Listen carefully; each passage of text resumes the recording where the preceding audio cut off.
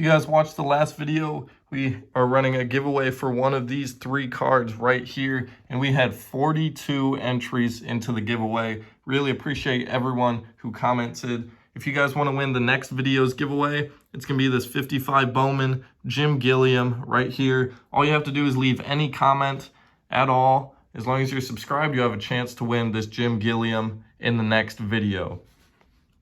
So let's click the wheel and see who won one of these 3 cards right here. Good luck to everybody.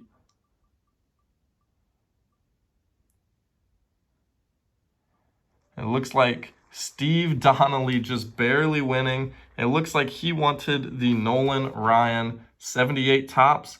So Steve, if you're watching, I'm going to go reply to your comment and try to get your contact information, or comment on this video and Nolan will be headed your way. Welcome back, everybody. Today we're going to be talking about the only undervalued vintage cards. Now, I'm sure you all have heard about the Topps Venezuelan cards. I'm sure you have all heard about OPC and Topps Tiffany. Well, have you guys ever heard about Worldwide Gum? Now, Worldwide Gum is the Canadian version of Gaudi, produced in both 1933 and 1934. Now, the cards produced in 1933 look the exact same on the front of the card, much like a Topps Venezuelan would, or much like a Topps Tiffany would.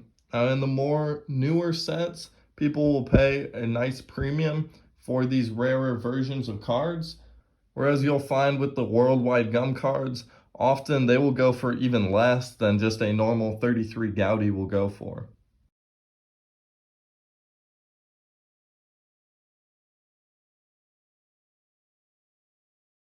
And on the front, like I said, they will look completely identical to a 33 Gaudi, but when you flip it over, you'll be able to see at the bottom, it'll say Worldwide Gum Co., printed in Canada, Montreal, and that will be on the back of all of the 1933 Worldwide Gums. Now, the 1934s are a little bit different. It will say at the top of the back of the card, not printed in 1934, but other than that, it will also say printed in Canada at the bottom. Now, I'm mainly talking about the 1933 cards here, although I think the 34s are also pretty cool. I just see slightly less potential in them since they use some of the pictures from 1933 in 1934. So it will have the exact 33 Gaudi front, but be printed in 1934 in Canada. And the set is about 50-50. So some of them have the 34 pictures and some of them have the 33 pictures. Now, just being from Canada isn't enough to make these cards special, nor is it enough to make these cards worth a ton more. But what is the fact that these cards are so much rarer than just the normal 33 Gaudis. I was on PSA's website checking the pop counts for all of these, and here's the numbers that I pulled up.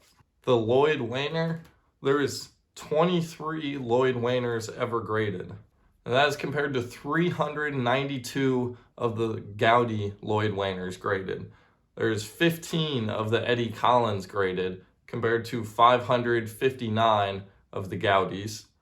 Jimmy Fox, there's 2 versions of the Fox, just like there is in the normal Gaudi set, but there is 41 and 32 graded for the Fox compared to 671 and 506. And the most graded card out of the entire set, similar to the 33 Gaudi, is going to be the Babe Ruth. I bought one in one of my older videos that I do not have anymore. I really wish I did, but go check out that video. There is 85 of the Ruths ever graded compared to 941 of the 33 Gaudi Ruths. Now, lots of times these cards will literally go for less than their 33 Gaudi counterpart. I think it's more just because people aren't aware of them. I've even talked to some big time dealers that even set up at the National and stuff like that, and they basically say there's just not as much demand for these, but I think it's more just that people aren't familiar with them. Every other type of card, people generally like the rarer kind of variation type version of the card, and I think these should be no exception. Now, another notable difference with these cards, but it's not on all of them, just some of them, is going to be some of the paragraphs on the back will be written in French. So that's how you can know it's from Canada. But like I said, it's not on all of them. Like you can see here, this one is all written in English. So the easiest way is just to look at the bottom. If it says worldwide gum printed in Canada, that is true for all of them. So what do you guys think? Most of the time, I'm under the impression that the market kind of gets every card at a fair value, but I think this one here is for sure slipping under the cracks.